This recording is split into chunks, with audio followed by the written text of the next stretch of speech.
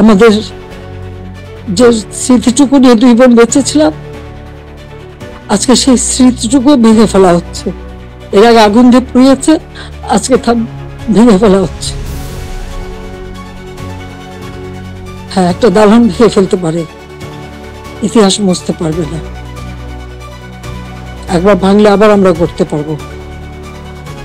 5ই August আমি কি ইচ্ছে করে পালিয়ে গিয়েছিলাম, নাকি আমাকে তাড়িয়ে দেওয়া হয়েছিল? আমি মনে করি এই সত্যটা আপনাদের সকলে জানা প্রয়োজন। এই বাংলাদেশ আবার মাথা তুলে দাঁড়াবে, বাংলাদেশের মানুষ আবার বিশ্ব দরবারে মাথা উঁচু করে দাঁড়াবে। শেখ হাসিনাকে আমরা খুনি হিসেবে বাংলার মাটিতে ফাঁসি অবস্থায় দেখতে চাই। কারণ 2000-এর উপর মানুষ হত্যা করেছে শুধু এই জুলাই অভ্যুত্থানে। এই হত্যাকাণ্ডের বিচার না হওয়া পর্যন্ত তাকে কখনোই বাংলার মাটিতে আসতে দেওয়া হবে না। যদি আসতে হয় তা খুনি হিসেবে তাকে ফাঁসি অবস্থায় আনা হবে ইনশাআল্লাহ। চাই ফাঁসি ফাঁসি ফাঁসি চাই। আমাদের 70 থেকে 80% আমাদের টিম যারা আছে সবাই আছে। আমরা মূল ব্যক্তি এবং আমাদের নীতি নির্ধারক যারা আছে তাদের পারমিশনের মধ্যে থেকে আমরা একটা শৃঙ্খলার মধ্যে থেকে আমাদের রাজধানীতে আমরা থাকতে চাই। আমাদের কথা স্পষ্ট, যে রাজধানীতে আমাদের মানুষ শান্তিপূর্ণভাবে দিনে ঘুরতে পারবে না, চলতে পারবে না, সেই রাজধানীর মানুষ রাতে ঘুমাতে পারবে না। আমাদের চূড়ান্ত ডিসিশন, যেই রাজধানীতে আমরা দিনে থাকতে পারবো না, সেই রাজধানীর মানুষের ঘুম আল্লাহ দিবে না। আমরা সেইভাবে আমাদের তৈরি করে নিছি। আমাদের ডিসিশন, আমাদের মূল ব্যক্তি, আমাদের নেত্রী যেভাবে এখানে সাজেশন করবে, আমরা পরামর্শ করবে, আমাদের যেখানে যার সাথে আলোচনা দরকার সেইটা করব। শেখ হাসিনার বক্তব্য ও গাজীপুরের সাবেক মেয়রের অডিও ফাঁস, জনমনে আতঙ্ক।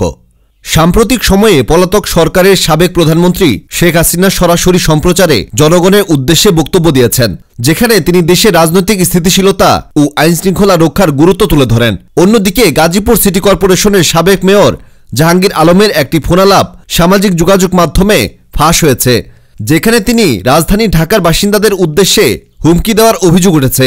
ফাঁস হওয়া অডিওতে শোনা যায় জাহাঙ্গীর আলম বলেন, আমাদের স্পষ্ট কথা যে রাজধানীতে আমাদের মানুষ দিনে শান্তিতে ঘুরতে পারবে না, চলতে পারবে না, সেই রাজধানী মানুষ রাতে ঘুমাতে পারবে না। আর এই মন্তব্য সামাজিক ও রাজনৈতিক অঙ্গনে ব্যাপক প্রতিক্রিয়া সৃষ্টি করেছে। সাবেক প্রধানমন্ত্রী শেখ হাসিনার সাম্প্রতিক বক্তব্যে তিনি বলেন, দেশের মানুষের শান্তি নষ্ট করার কোনো ষড়যন্ত্র সহ্য করা হবে না। যারা অরাজকতা সৃষ্টি করতে চায় তাদের বিরুদ্ধে কঠোর ব্যবস্থা নেওয়া হবে। তার এই বক্তব্যের পর জাহাঙ্গীর আলমের অডিও ফাঁস হওয়ায় রাজনৈতিক উত্তেজনা আরও বেড়েছে।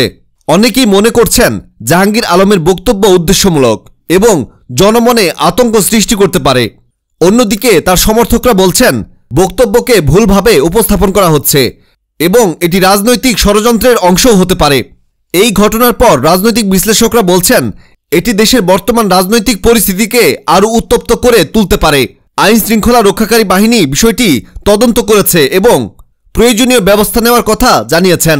সামাজিক যোগাযোগ মাধ্যমে এই অডিও ফাঁস হওয়ার পর বিভিন্ন মহলে আলোচনা সমালোচনা শুরু হয়েছে। অনেকেই বিষয়টি নিয়ে তদন্তের দাবি জানিয়েছেন এবং দায়ী ব্যক্তিদের বিরুদ্ধে ব্যবস্থা নেওয়ার আহ্বান জানিয়েছেন।